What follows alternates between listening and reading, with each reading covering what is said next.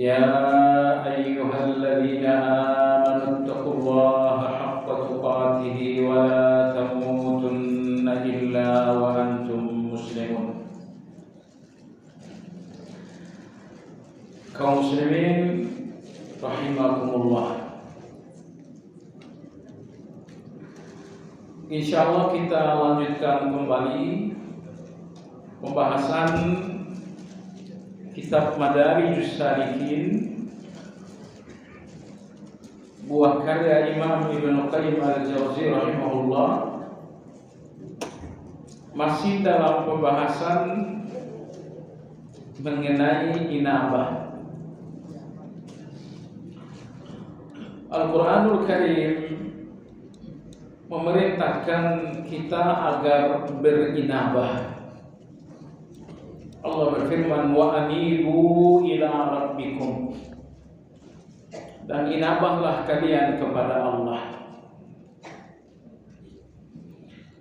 Terkadang inabah ini tidak dalam bentuk perintah, tapi dalam bentuk pujian kepada seorang yang luar biasa. Nabi Ibrahim alaihissalam dipuji oleh Allah dengan inabah. Allah berfirman, inna Ibrahim la halimun awwahum munib. Sesungguhnya Nabi Ibrahim itu seorang yang lembut, seorang yang pengibad, dan seorang yang inabah. Baik jemaah sekalian, inabah ini salah satu ibadah hati. Jadi kalau selama ini kita belajar ibadah-ibadah lahiriah, ada ibadah salat, ada ibadah zakat, ada ibadah haji. Nah, ibadah ini, inabah ini termasuk ibadah hati. Dia bukan ibadah lahiriah, tetapi ibadah hati. Sederhananya, inabah itu adalah kembali kepada Allah. Artinya ada kondisi-kondisi di mana kita terpisah dari Allah, yakni kita berdosa, menjauhi Allah Subhanahu wa ta'ala. Nah, ketika Anda kembali kepada Allah, ini dinamakan dengan inabah.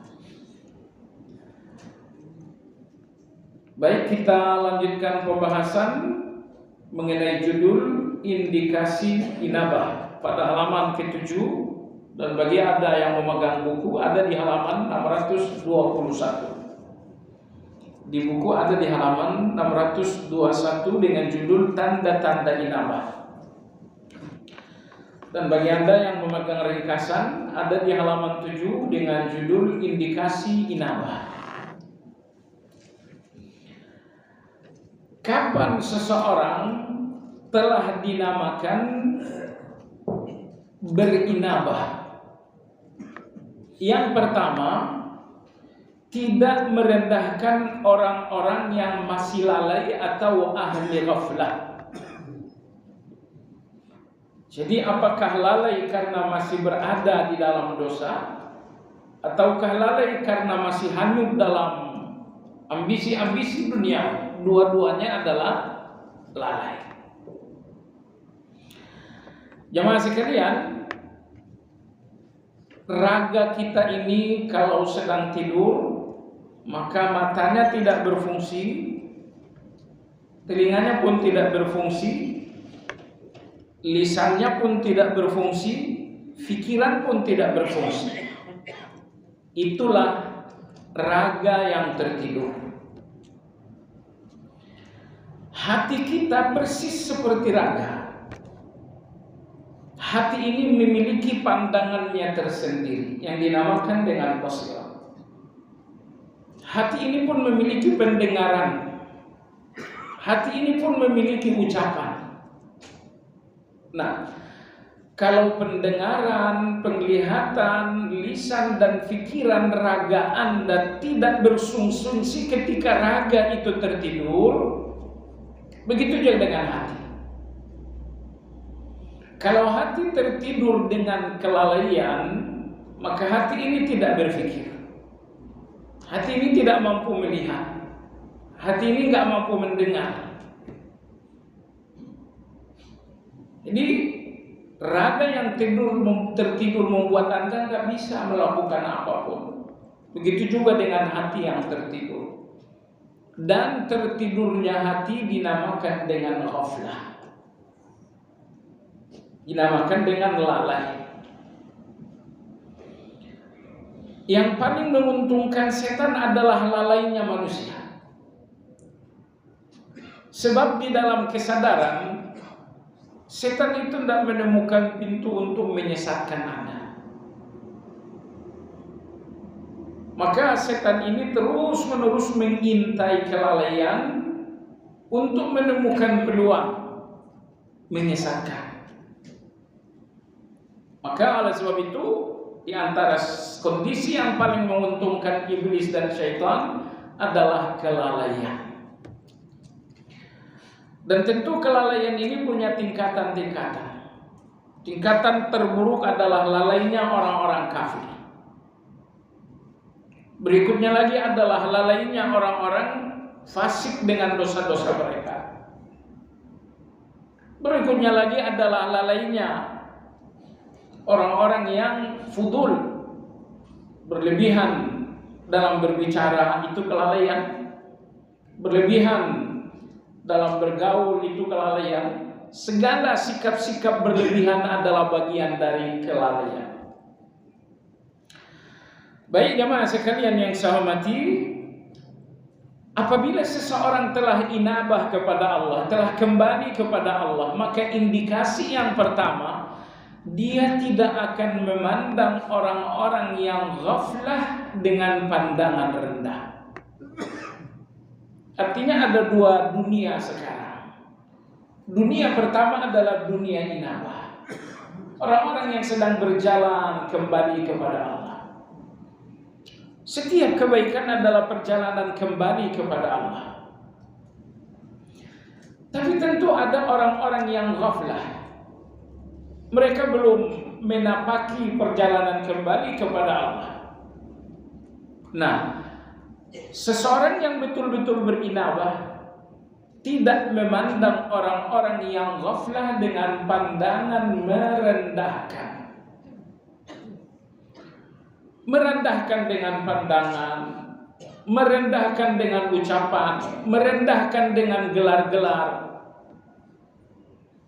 Saya lihat kadang-kadang ada orang-orang yang sudah berusaha untuk inabah kembali kepada Allah Azza wa Jalla.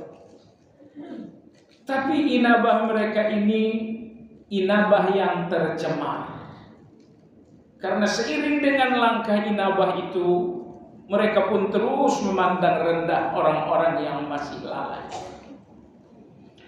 Maka terdengarlah gelar-gelar yang tidak baik, gelar-gelar yang merendahkan. Oh, itu orang awam. Oh, itu orang ahlul ahwa. Misalkan Anda bicara secara umum tidak jadi soal. Tapi ketika Anda lebih definitif lagi, si fulan ini masih kategori awam. Itu seolah-olah Anda sudah lebih baik dari dia. Dalam proses inabah tidak boleh merendahkan orang lain. Kata Imam Ibnu Qayyim, senantiasa khawatir atas keadaan diri, yakni tidak melihat diri dengan pandangan roja atau optimis terhadap rahmat Allah, serta melihat ahli ghaflah dengan pandangan khawatir. Ini selama ini kita di sini. Melihat diri kita dengan pandangan roja dan melihat orang lain dengan pandangan khawatir. Melihat diri dengan pandangan optimis dan melihat orang lain dengan pandangan pesimis. Ini tidak terjadi terhadap orang yang sedang berjalan di atas inabah.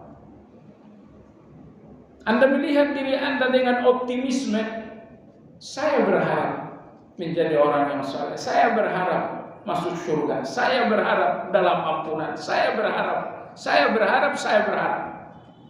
Anda memandangi diri Anda dengan optimisme. Tapi ketika Anda melihat orang lain, Anda melihat orang lain justru dengan pesimisme. Saya khawatir orang ini akan terkutuk. Saya khawatir orang ini akan su'ul khatimah. Saya khawatir orang ini akan jauh dari rahmat Allah. Pola pandang seperti ini tidak menandakan Anda berjalan di atas inabah.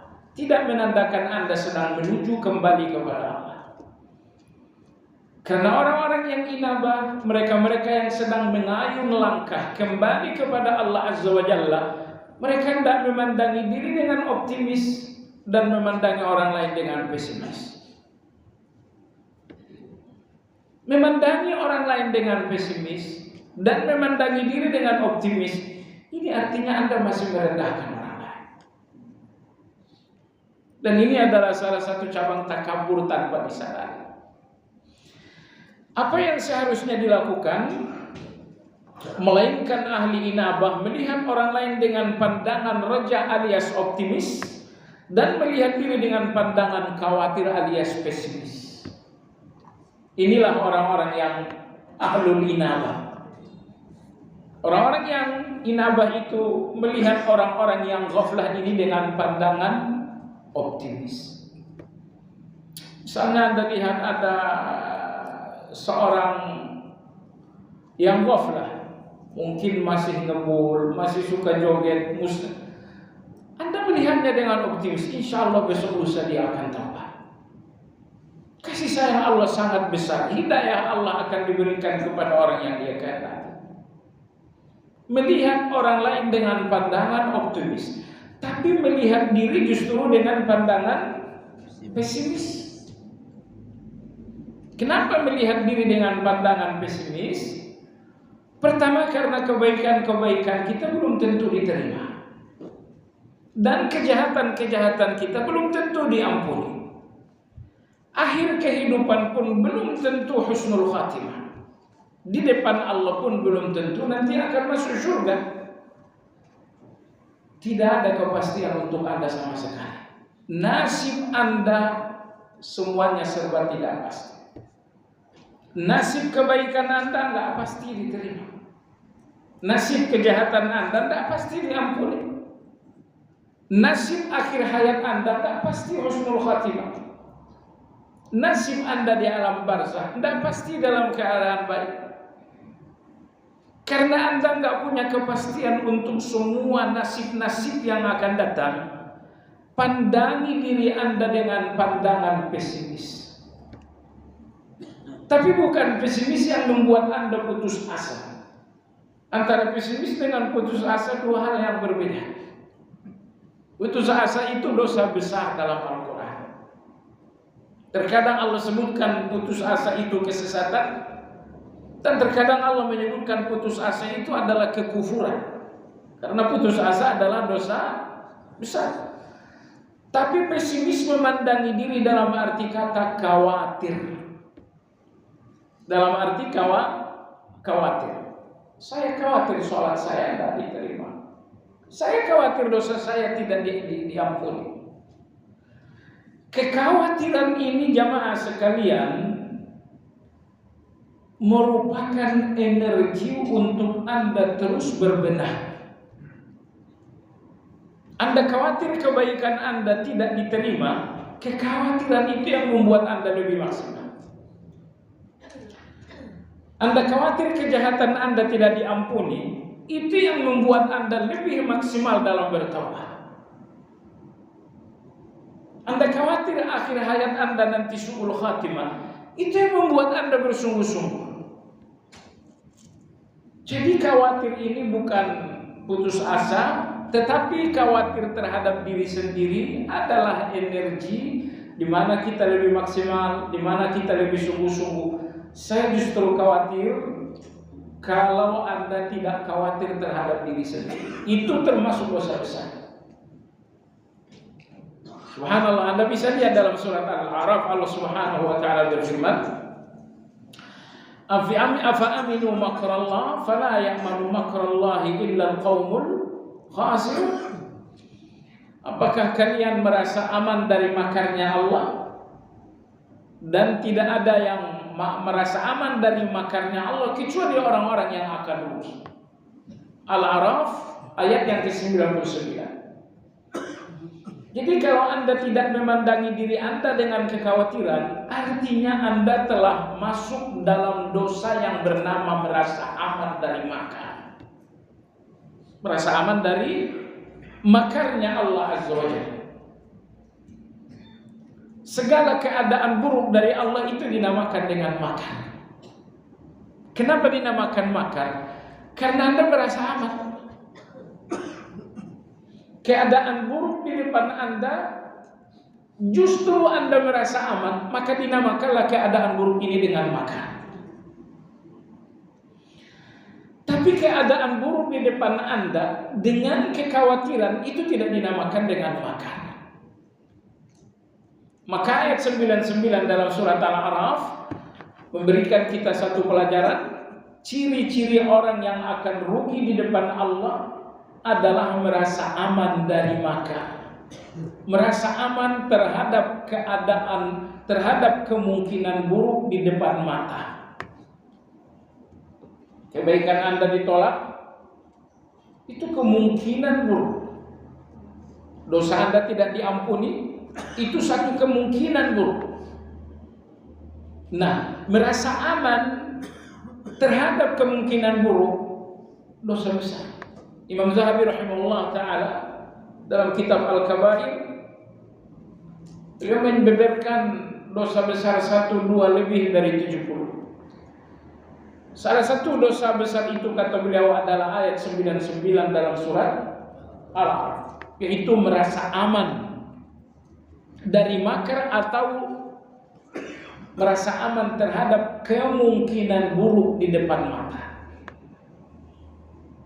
Nah, baik, kembali kepada Imam Ibnu Qayyim rahimahullah. Orang-orang yang berinabah, kata beliau, memandangi orang lain walaupun ahli ghaflah dengan pandangan optimisme. Mudah-mudahan Allah memberikan mereka ampunan. Mudah-mudahan Allah memberikan mereka hidayah. Mudah-mudahan Allah memberikan mereka taufik.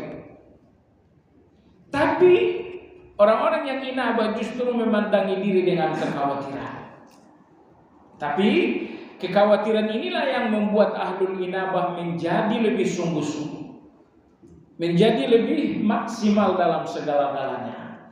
Sebab kalau Anda tidak memandangi diri Anda dengan kekhawatiran, itu artinya merasa aman dari makar Allah, dan itu adalah dosa besar. Kalaupun keadaan mereka mengharuskan kekhawatiran atas mereka, maka hendaknya melihat diri dengan lebih khawatir dan lebih membutuhkan rahmat Allah. Maksudnya, kalau keadaan ahli ghaflah ini sangat luar biasa sampai Anda benar-benar khawatir, ini ahli ghaflah, dia nggak cuma melakukan dosa, tapi justru menyebarkan dosa. Lebih dari menyebarkan dosa, juga melawan orang-orang yang berhadapan dengan dosa mereka, menghalangi dosa mereka. Kalaupun ahli ghaflah ini sudah sangat melampaui batas sehingga Anda khawatir terhadap mereka, kata Imam Ibnu Qayyim, maka hendaklah Anda lebih khawatir lagi terhadap diri Anda sendiri. Tidak boleh Anda khawatir melihat orang lain dan tidak mengkhawatirkan diri sendiri, itu nggak boleh. Nah, jadi hanya ada dua pilihan. Lihatlah ahli ghaflah dengan pandangan optimis dan memandangi diri dengan pandangan khawatir. Kalau ahli ghaflah ini sangat melampaui batas, mau tidak mau Anda khawatir terhadap mereka, maka hendaknya Anda lebih khawatir lagi terhadap diri Anda. Jadi tidak boleh memandang orang lain dengan khawatir dan memandang diri sendiri tanpa khawatir. Itu takabur terselubung.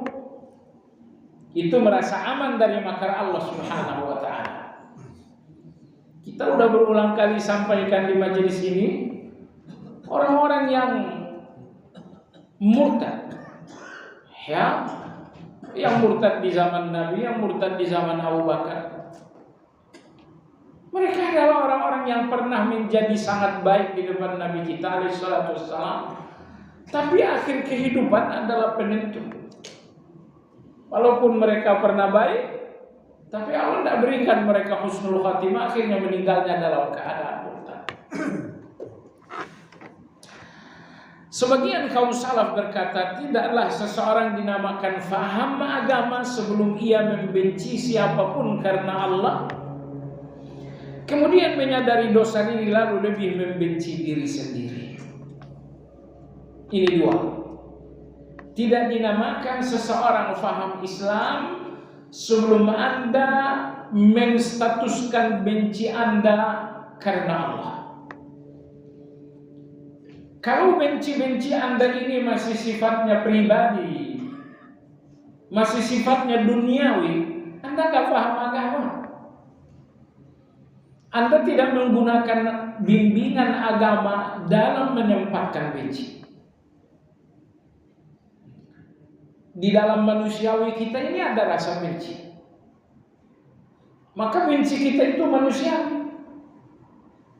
Tapi kita memiliki keimanan agar kita bisa menempatkan benci itu di tempat yang seharusnya. Maka orang yang nggak punya benci itu orang yang nggak punya prinsip. Orang yang nggak punya benci adalah orang nggak punya prinsip. Semua orang kawan, semua orang teman. Kamu nggak punya prinsip. Kalau kebaikan prinsip Anda, berarti Anda nggak mungkin suka dengan orang-orang jahat. Kalau makanan halal adalah prinsip Anda, nggak mungkin Anda suka dengan riba. Kalau salat bagi Anda prinsip, nggak mungkin Anda senang dengan orang nggak salat. Jadi cobalah evaluasi diri Anda. Apakah Anda masih punya prinsip atau tidak? Kalau Anda punya prinsip, bagaimanapun Anda punya benci. Belakangan ini yang kita lihat di media sosial, yang muncul orang-orang yang mengatakan Islam tanpa benci, Islam agama damai, Islam agama kasih sayang. Menempatkan kasih sayang harus menggunakan bimbingan Islam agar kasih sayang ini nggak salah tempat. Begitu juga dengan benci. Menempatkannya membutuhkan Islam agar tidak menempatkannya di tempat yang salah. Cuma kita ingin sampaikan, kalau Anda tidak punya benci, berarti Anda nggak punya prinsip. Karena setiap orang yang punya prinsip pasti punya benci. Nah, jamaah sekalian yang saya hormati, soal kebencian, evaluasi kebencian Anda terhadap orang lain. Sepanjang kebencian Anda terhadap orang lain motifnya adalah duniawi, motifnya adalah pribadi, Anda nggak paham Islam. Anda nggak paham Islam. Karena beliau mengatakan, sebagian kaum salaf mengatakan nggak dinamakan seseorang paham Islam sebelum bencinya kepada orang lain adalah benci karena Allah. Allahu Akbar. Agama kita ini indah. Benci karena alasan pribadi itu benci yang menghancurkan. Tapi benci karena Allah itu adalah benci yang membangun. Jadi jangan berpikir kemana-mana. Ketika saya benci orang yang makan riba, rasa benci ini yang membuat saya berikhtiar agar dia meninggalkan riba. Bayangin kalau saya tidak benci dia makan riba, apa yang terjadi? Saya akan biarkan. Tapi dengan benci itu saya tidak membiarkan orang yang nggak salah. Karena saya benci dengan orang yang minum keras, saya tidak membiarkan dia minuman keras. Jadi sekali lagi, benci Anda dengan motif-motif dunia itu benci yang menghancurkan. Tapi benci Anda karena Allah adalah benci yang membangun. Anda nggak pernah merangkul seseorang dari kejahatan kecuali karena Anda benci kejahatan itu. Coba lihat jemaah sekalian, apa yang membuat Anda makan vitamin? Karena Anda benci sakit. Apa yang membuat Anda menjaga pola makan? Karena Anda benci dengan sakit. Jadi benci sakit, benci yang membangun. Nah, maka jangan berpikir ini soal ekstremisme, benci pelaku maksiat, ini bukan ekstrim.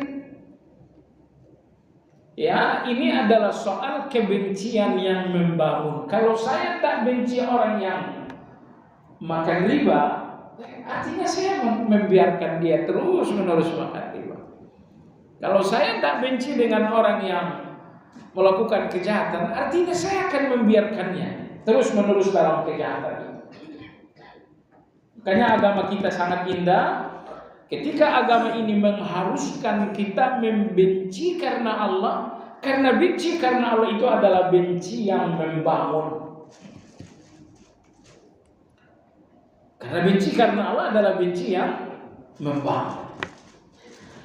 Baiklah, tapi kata kaum salaf tadi, ketika Anda benci seseorang karena Allah, tiba-tiba Anda menyadari diri Anda dan Anda pun lebih membenci diri Anda ketimbang orang lain. Saya benci orang yang masih makan riba. Tapi saya ingat saya punya dosa A, B, dan C. Ternyata saya lebih membenci diri saya sendiri. Ini tolong diperhatikan karena ini adalah debu takabur yang gak terasa oleh banyak orang. Bahwa saya melihat dosa orang lain dengan benci, dan saya gak sadar dengan dosa saya yang membuat saya benci diri saya. Padahal kata beliau, seharusnya ketika saya benci melihat dosa orang lain, saya pun harus berusaha mencari dosa sendiri sehingga saya lebih membenci diri ketimbang orang lain. So, kalau Anda melihat orang lain dengan benci dan melihat diri Anda sendiri dengan pandangan cinta, itu namanya takabur. Auzubillah. Baik, indikasi yang kedua dari kejujuran inabah. Indikasi yang pertama tadi, tidak memandang rendah orang-orang yang ghaflah. Indikasi yang kedua, senantiasa membersihkan amal dari kepentingan pribadi. Di dalam amal, kepentingan pribadi kita sangat banyak. Garis besarnya ada dua. Pertama, di dalam amal ada kepentingan pribadi Anda yang dilegalkan oleh Allah. Nomor dua, di dalam amal ada kepentingan pribadi Anda yang dilarang oleh Allah Subhanahu wa taala. Misal, Anda sholat, ternyata kemudian Anda dipuji dan dihargai orang tanpa Anda harapkan. Itu kepentingan pribadi Anda yang memang dilegalkan. Nabi kita Shallallahu Alaihi Wasallam pernah ditanya perihal pujian yang diperoleh seseorang tanpa mengharapkannya. Kata Nabi Shallallahu Alaihi Wasallam, tilka ajilu busyral mu'min. Pujian yang diperoleh tanpa diharapkan adalah kegembiraan yang disegerakan oleh Allah. Baik. Tetapi pujian yang Anda peroleh karena pencitraan, itu kepentingan pribadi yang dilarang. Nah, jadi jamaah sekalian, inilah dua jenis keuntungan pribadi di dalam amal. Terkadang di dalam amal ada keuntungan pribadi yang dilegalkan oleh Allah,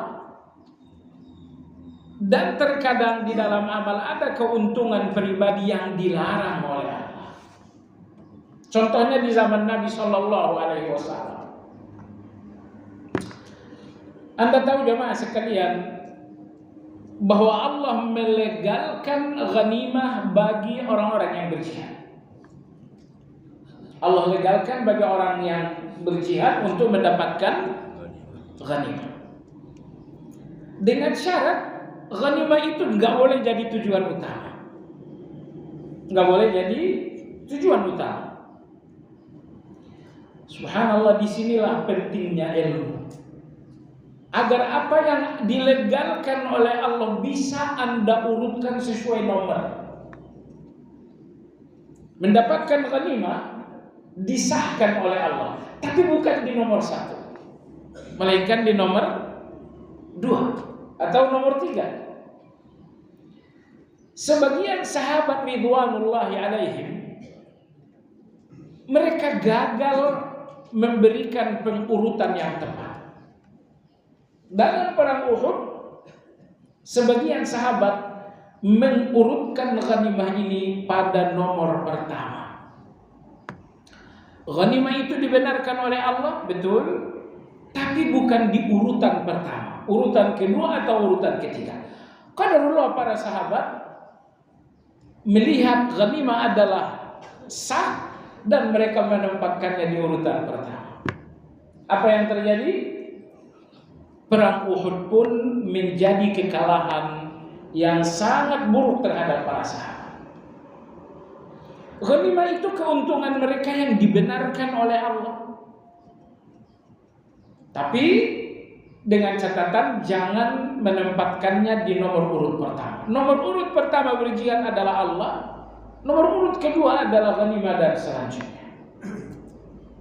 Nah, di dalam bersedekah bahwa Anda akan mendapat sanjungan itu pasti. Tidak ada orang bersedekah yang dicela. Semua orang yang bersedekah akan disanjung. Dan Anda sah mendapatkan pujian manusia dengan catatan pujian ini tidak dicitrakan, tidak diharapkan. Datang pujian tanpa diharapkan. Nah, baik jamaah sekalian yang saya hormati, ini persoalan penting. Nanti di dalam pembahasan yang mungkin masih lama, Ibnu Qayyim rahimahullah akan mengajak kita berbicara tentang tasfiyah wa tazkiyah. Ini maksud tasfiyah wa tazkiyah adalah bahwa ternyata amal kita ini masih terkotori dengan banyak sekali debu. Masih terkotori dengan banyak sekali debu. Kalau nggak salah beliau menyebutkan ada debu-debu yang mengotori amal kita. Salah satunya apa? Ini dia. Bahwa seringkali kita salat untuk menyelamatkan keuntungan pribadi kita. Seringkali kita melakukan ibadah untuk memperoleh keuntungan pribadi. Kamu kalau zikir pagi, misalnya Anda bacakan Allahumma inni as'aluka ilman nafi'a wa rizqan thayyiban wa amalan. Apa tujuan Anda yang pertama? Oh, tujuan saya yang pertama zikir. Tujuan saya yang kedua adalah mendapatkan pemberian Allah sesuai dengan zikir. Itu dua hal yang berbeda. Tujuan saya adalah Allah. Nomor 2, tujuan saya adalah pemberian Allah. Ini yang gak boleh ditukar. Kalau pemberian Allah ini yang menjadi tujuan pertama dan Allah itu justru tujuan kedua atau tidak masuk nominasi, inilah amal yang masih berdebu itu. Inilah amal yang masih berdebu. Insya Allah nanti pada saatnya kita akan berbicara ada kurang lebih debu-debu dalam amal yang menghalangi kesucian amal ini di depan Allah Azza wa Jalla. Salah satunya adalah masih adanya motif keuntungan pribadi di dalam amal. Kadang-kadang keuntungan pribadi dalam amal ini terasa, tapi kadang-kadang nggak terasa. Ya, kamu kenapa sholat? Ya udah tua begini, kalau nggak sholat apa kata orang? Tapi kata orang ini ternyata sangat penting. Keuntungan pribadi. Jadi jemaah sekalian, tidak satu pun amal melainkan di dalamnya sangat banyak keuntungan pribadi. Di dalam sholat banyak keuntungan pribadi. Di dalam zakat banyak keuntungan pribadi, dalam sedekah banyak keuntungan pribadi. Tetapi ingat, ketika Anda menjalankan ibadah-ibadah ini pastikan Anda memberikan penomoran yang tepat. Keuntungan-keuntungan pribadi yang memang dibenarkan, berikan nomor 2, nomor 3.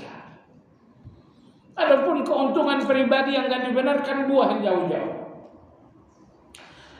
Membuang keuntungan pribadi yang tidak dibenarkan, ini dinamakan ikhlas. Tapi menempatkan keuntungan pribadi di nomor 2 atau nomor 3 yang memang dilegalkan, ini dinamakan dengan as-sidq. Ini dinamakan kejujuran kepada Allah Azza wa Jalla. Jadi ikhlas itu saat keuntungan pribadi yang ilegal Anda buang. Dan jujur itu saat keuntungan pribadi yang legal Anda tempatkan pada nomor yang tepat. Jadi jangan sampai keuntungan pribadi yang dibenarkan ini menempati urutan pertama, sementara Allah misalnya urutan yang kedua dan ketiga, itu tidak dibenarkan. Kata Imam Ibnu Qayyim, senantiasa sadar antara hak Allah dan kepentingan diri sendiri. Allahu Akbar. Ketika misalnya Anda melakukan salat, Allah memang janjikan kalau kalian salat pintu rezeki akan terbuka. Wa'mur ahlaka bis-salati wastabir 'alaiha la nas'aluka rizqa. Bahwa dengan salat ini pintu rezeki akan terbuka. Tapi terbukanya pintu rezeki Anda karena salat itu hak Anda. Sementara salat itu sendiri, nilai atau ubudiyahnya salat itu sendiri adalah hak Allah. Saya berikan contoh kedua. Anda berdoa, ya Allah berikan aku. Ubudiyahnya doa ini adalah hak Allah. Tapi hasilnya doa ini adalah hak Anda. Kata Imam Ibnu Qayyim rahimahullah ta'ala, jangan tempatkan hak Anda lebih tinggi daripada hak Allah subhanahu wa ta'ala. Anda keluar rumah, Anda bacakan Bismillah tawakkaltu ala Allah sampai akhir. Nabi janjikan di luar rumah Anda akan mendapatkan 3. Anda akan dicukupi, Anda akan dijaga, Anda akan diberikan petunjuk. Sepanjang di luar rumah akan Anda dapatkan 3 hal ini. Tapi 3 hal ini hak Anda. Sementara pembacaan doa itu sendiri adalah hak Allah Subhanahu wa ta'ala. Jadi jangan sampai motif utama Anda melakukan ibadah adalah hak Anda. Walaupun hak Anda ini dilegalkan oleh Allah, tapi tidak berarti hak Anda di nomor 1kan lalu hak Allah di nomor 2 atau nomor 3. Ini persoalan yang serius, hati-hati. Sebab boleh jadi mayoritas atau keseluruhan amal terlepas dari kepentingan diri. Sebab boleh jadi mayoritas atau keseluruhan amal tidak terlepas dari kepentingan diri sendiri. Ini benar. Enggak ada satu pun amal melainkan di dalamnya ada keuntungan pribadi. Anda membaca Quran, Anda zikir pagi, Anda salat malam, Anda salat jamaah. Tidak ada amal yang tidak memberikan Anda keuntungan pribadi. Dan Allah membenarkan keuntungan pribadi itu. Allah Subhanahu wa ta'ala menetapkan keuntungan pribadi itu adalah hak Anda atas Allah. Cuma sekali lagi, antara hak Allah dan hak Anda jangan keliru nomor. Jangan keliru nomor. Anda bersedekah, janji Allah sedekah Anda ini menghasilkan berapa kali lipat? Di antara syukur kita sebagai umat Nabi Muhammad SAW bahwa amal-amal kita dilipat gandakan minimal 10 kali lipat. Umat-umat terdahulu tidak. Umat di zaman Nabi Nuh, di zaman Nabi Hud, mereka beramal 1 ya pahala 1. Tapi kalau Anda beramal 1 ya 10. Itu kasih sayang Allah, keadilan Allah. Kenapa mereka itu umurnya panjang? Ya, Usia orang tuh ratusan tahun, 900, 1000, dan Anda usianya puluhan tahun. 70 tahun saja sudah nggak bisa macam-macam, nggak bisa apa-apa. Jadi karena usia umat ini relatif lebih singkat, maka semua kebaikan umat ini dilipat gandakan. Dan karena usia mereka lebih panjang-panjang, kebaikan mereka sesuai dengan jumlah kebaikan. Pahala mereka sesuai dengan jumlah kebaikan. Baiklah jemaah sekalian yang saya hormati, Anda bersedekah, Anda akan dapatkan 10 kali lipat. 10 kali lipat ini keuntungan pribadi Anda yang memang dibenarkan oleh Allah. Dan itu oleh Allah dinyatakan hak Anda. Tapi sedekahnya sendiri hak Allah. Ibadah sedekahnya adalah hak Allah, gantinya 10 kali lipat adalah hak Anda. Hak Anda ini nggak boleh nomor 1.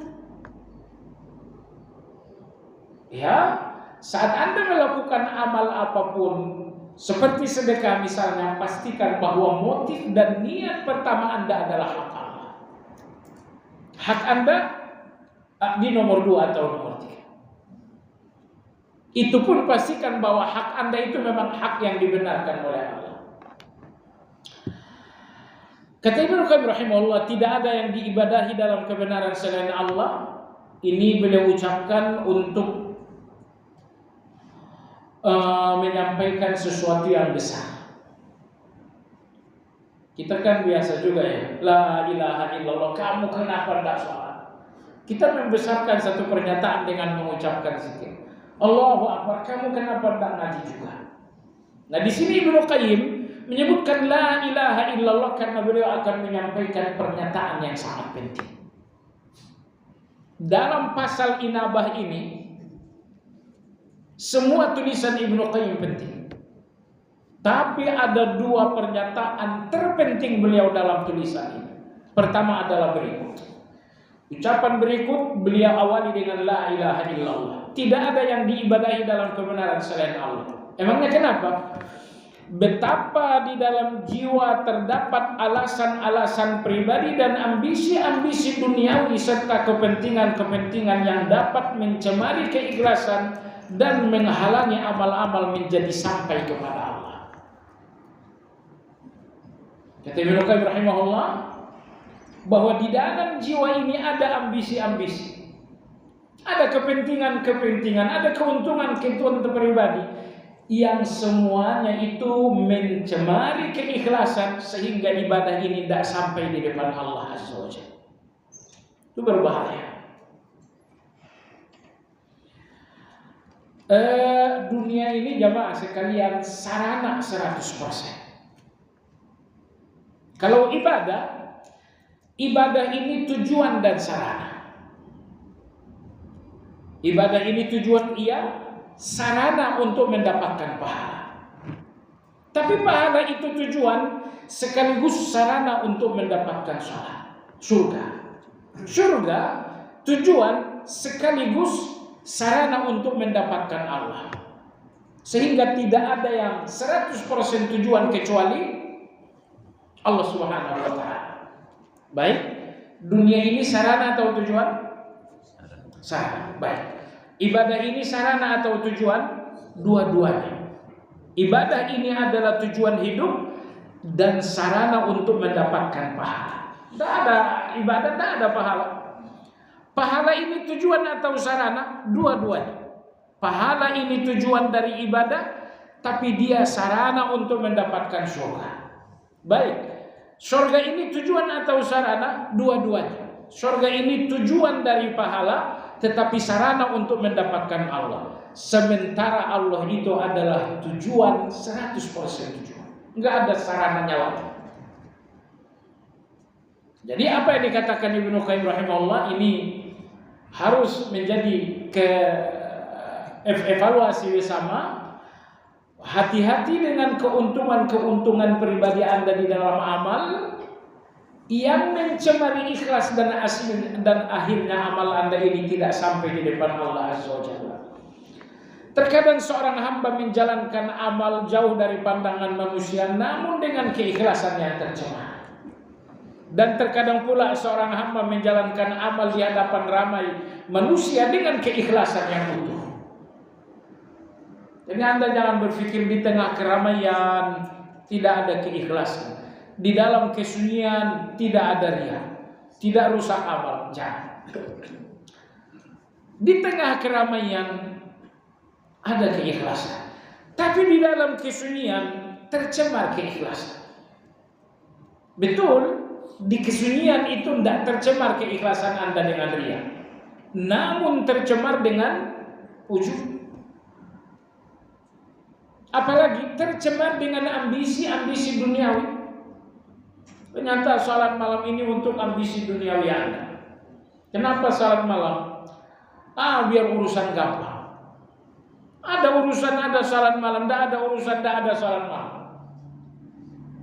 Jadi salat malamnya ini benar-benar hanya untuk keuntungan tersebut. Nah, maka hati-hati jamaah sekalian. Di tengah keramaian ada keikhlasan, tetapi di dalam kesunyian pun keikhlasan itu enggak selalu ada. Di tengah kesunyian sekalipun keikhlasan Anda bisa rusak. Memang tidak rusak dengan riya karena situasi sunyi, tapi rusak dengan ujub. Atau nomor 2, rusak amal dalam kesunyian karena ambisi-ambisi duniawi Anda dengan amal tersebut. Apa yang merusak jihadnya para sahabat dalam perang Uhud? Ambisi dunia.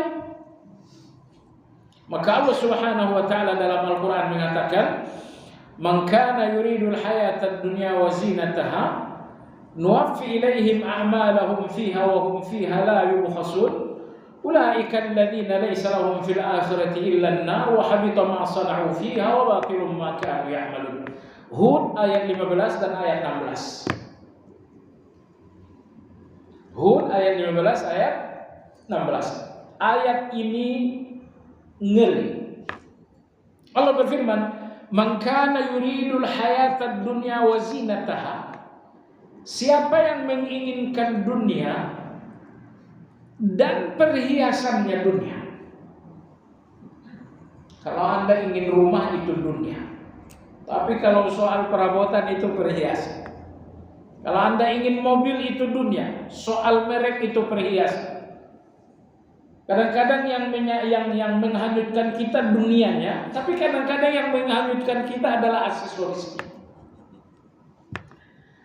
Man kana yuridul hayatad dunya wa zinataha, siapa yang menginginkan dunia atau perhiasan dunia dengan amal. Menginginkan dunia dan perhiasan yang dimaksud dalam ayat dengan amal. Ingat ya, kalau Anda nyari dunia, menggunakan dunia, tafadhal, silakan. Aku ingin uang, menggunakan dagang, boleh enggak? Silakan. Yang dimaksudkan dalam ayat, mencari dunia atau perhiasan dunia menggunakan ibadah. Itu yang dimaksud dalam ayat. Ayat ini oleh Syekh Muhammad bin Abdul Wahab dicantumkan menjadi satu bab dalam kitab Tauhid. Beliau mengatakan minasyirk iradatul insan bi'amalihi dunya. Bagian dari syirik menjalankan amal untuk mendapatkan dunia. Untuk mendapatkan keuntungan-keuntungan dunia. Baiklah, kembali kepada ayat 15 surat Hud, "Man kana yuridul hayatad dunya wa zinataha." Siapa yang menginginkan dunia atau perhiasan dunia menggunakan ibadah. Apa yang terjadi?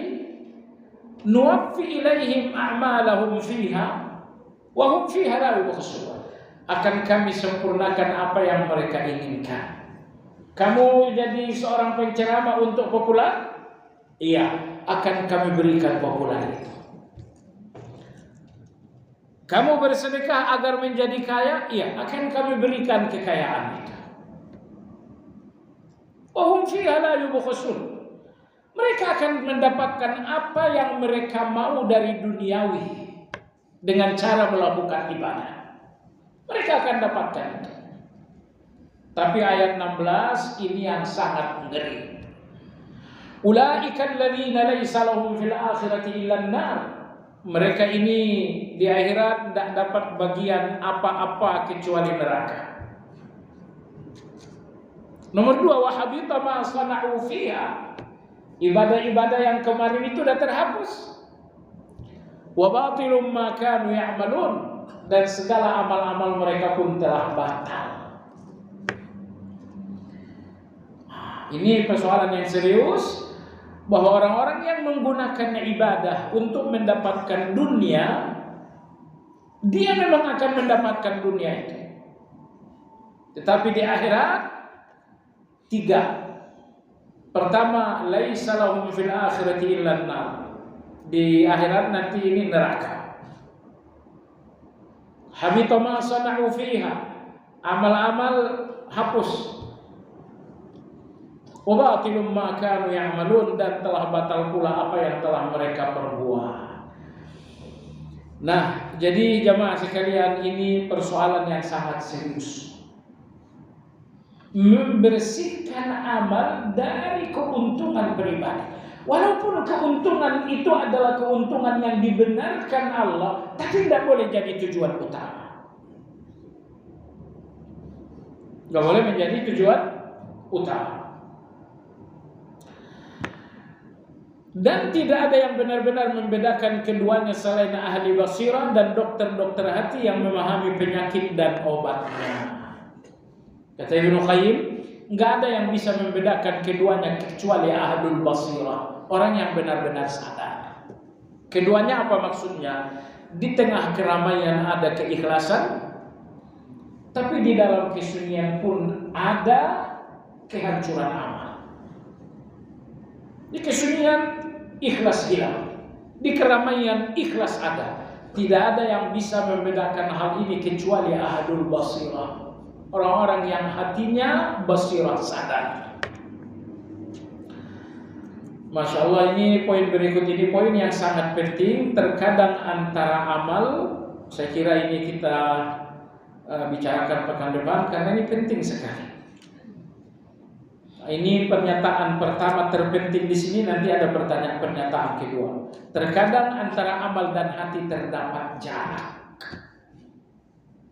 Ini sangat penting. Insya Allah ini akan kita bahas pertemuan minggu besok insya Allah. Baik, bagi Anda yang ingin bertanya, dipersilakan.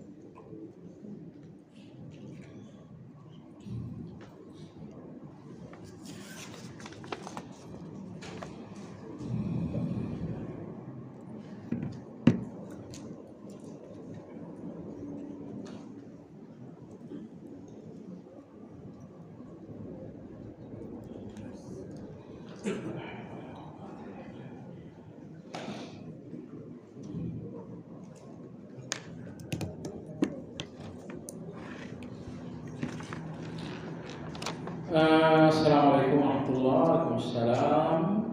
Terkait adab kita terhadap Al-Quran, saya ingin minta penjelasan. Apakah diperbolehkan atau tidak jika kita selonjorkan telapak kaki dengan jarak yang sangat dekat, kurang lebih dari Al-Quran yang diletakkan di rak penyimpanan Al-Quran seperti Al-Quran yang ada di Masjid Baitul Hikmah? Secara pribadi saya sempat menegur yang bersangkutan, namun beliau menjawab bahwa hal tersebut tidak apa-apa. Mohon pencerahan dan penjelasannya agar kami dapat bersikap sesuai dengan adab. Jemaah sekalian, menghormati Al-Quran hukumnya bukan sekedar wajib, tapi bagian dari keimanan. Dan menista Al-Quran bukan sekedar haram, tapi kekufuran.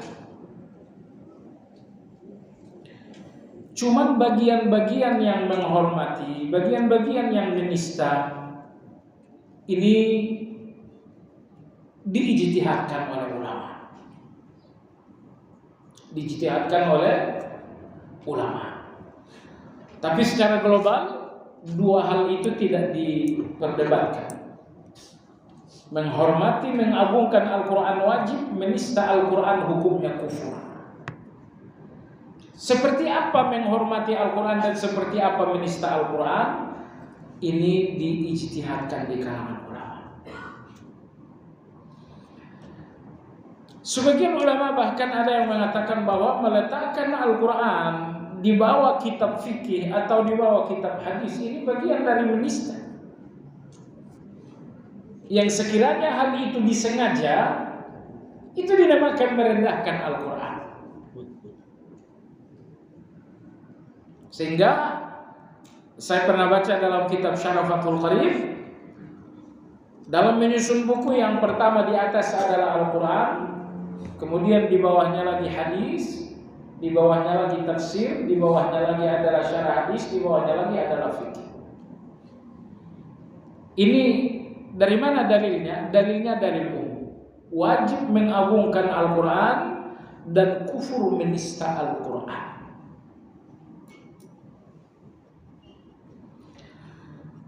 Nah, ketika Anda selonjoran di saf pertama dan di depan Anda ada Al-Quran, ini kaki Anda selonjorkan kepada Al-Quran. Kemungkinannya dua. Kemungkinan pertama, kaki Anda sakit. Tiba-tiba kesemutan. Mau diselonjorkan ke kanan ada kawan, ke kiri ada kawan, dan tak ada selonjoran kaki kecuali ke depan. Kalau Anda melakukan itu karena sakit, karena uzur, karena asam urat dan lain-lain, Anda tentu uzur. Karena Anda nggak punya pilihan ke kanan dan ke kiri. Di kanan orang, di kiri orang.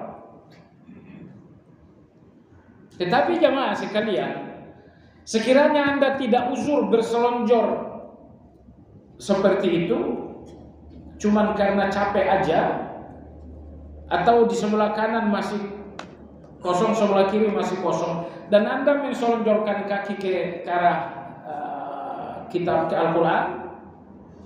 Sekarang gini, Anda selonjor kaki di depan tamu saja kan nggak sopan. Ini ada tamu, jangankan Bapak Presiden misalnya, sekedar tamu saja, kita nggak berani selonjorkan kaki. Karena selonjorkan kaki itu kalau tanpa uzur bagaimanapun itu tidak dinamakan satu. Jadi dengan demikian jemaah sekalian, menyelonjorkan kaki ke mushaf dengan sengaja dan tanpa uzur, jelas ini su'ul adab. Itu nggak dinamakan beradab. Anda berkeyakinan nggak Al-Quran ini kalamullah? Kalau Anda berkeyakinan Al-Quran kalamullah, menselonjorkan kaki terhadap kalamullah itu tidak bagus. Mungkin terlalu kejam kalau dikatakan kufur, menista, Anda nggak terima. Baiklah, saya gunakan kata yang Anda terima. Menselonjorkan kaki kepada kalamullah, su'ul adab. Su'ul adab. Sering kaum muslimin memegang Al-Quran dan mereka menciumnya. Saya lihat sebagian guru kita mengingkari banget. Itu tidak bisa diingkari. Mengagungkan Al-Quran diharuskan. Soal bentuknya tidak ada rinciannya dalam dalil. Oh, saya ambil Al-Quran, saya cium, uang saja saya cium. Kecuali yang warna kuning gitu kan. Tapi kasih saya yang warna merah itu saya cium. Apalagi satu itu saya cium. Nah, jadi kalau ada orang mencium Al-Quran dan itu bagian dari mengagungkan, karena mengagungkan Al-Quran itu diperintah, mengagungkan kalamullah diperintah. Oh, di zaman Nabi tidak ada ya, gimana orang mau cium mushaf zaman Nabi tidak ada mushaf. yang tidak dilakukan oleh para sahabat karena memang gak ada kasusnya, itu bukan hukum. Nabi tidak cium, betul, tapi di mana mushaf yang dicium? Abu Bakar nggak nyium, di mana mushaf yang dicium? Di zaman sahabat tidak ada mushaf. Di zaman Nabi Al-Quran ditulis dan itu terpecah. Sebagian ada di tangan Aisyah, sebagian ada di tangan Hafsah. Nah, baik. Jadi apa yang tidak dilakukan oleh generasi sahabat? Karena memang di zaman itu nggak ada, maka yang mereka tidak lakukan itu nggak mengandung hukum apa-apa. Jadi jangan katakan nggak boleh karena Abu Bakar tidak pernah cium mushaf. Di zaman beliau tidak ada. Nah, baik, sini. Oh, ini anak pintar ini, anak soleh. Insyaallah ta'ala. Jadi dengan demikian jemaah sekalian, ini mohon diperhatikan juga. Karena ada satu hal, mushaf Anda masuk kamar mandi bawa mushaf. Boleh tidak? Tapi kalau mushaf di dalam tas Anda masuk kamar mandi, jatuhnya bawa tas namanya. Itu tidak dinamakan bawa mushaf. Ini mushaf ada di dalam tas, saya masuk kamar mandi. Semua orang mengatakan itu bawa tas. Dan itu bahkan bagian dari melindungi mushaf. Kalau taruh di luar, model saya orangnya, itu pasti keluarnya ketinggalan.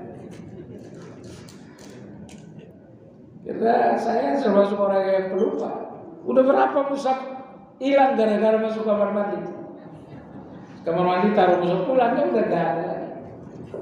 Kita lupa, 2 hari baru ingat, mushaf saya. Baik jemaah sekalian yang saya hormati, kadang-kadang sebagian kawan kita mushaf taruh di lantai, sholat. Pertama, ini mushaf ini kalamullah, ya. Kalamullah taruh di lantai, santun tidak? Ya, tidak santun. Tidak boleh itu jemaah sekalian. Apakah diperbolehkan niat sedekah untuk meringankan beban kaum du'afa agar kita kelak diringankan, dimudahkan untuk bisa selamat di akhirat? Boleh. Boleh sekali ya. Saya sedekah untuk meringankan kesulitan orang lain agar kesulitan saya diringankan oleh Allah dunia dan akhirat. Boleh. Tapi ingat, nomor berapa tadi? Nomor 2. Nomor satunya apa? Lihat sedekah itu sebagai ibadah. Ibadahnya ini nomor 1. Bahwa Allah akan melapangkan Anda karena Anda melapangkan orang lain. Nah, ini nomor 2 saja. Kalau tidak, hati-hati tadi ayat berapa surat Hud? 15 dan 16. Baik jemaah sekalian yang saya hormati, masih ada pertanyaan? Ya, kita sudahi sampai di sini. Kita tutup dengan zikir kafaratul majlis. Subhanakallahumma bihamdika asyhadu an la ilaha illa anta astaghfiruka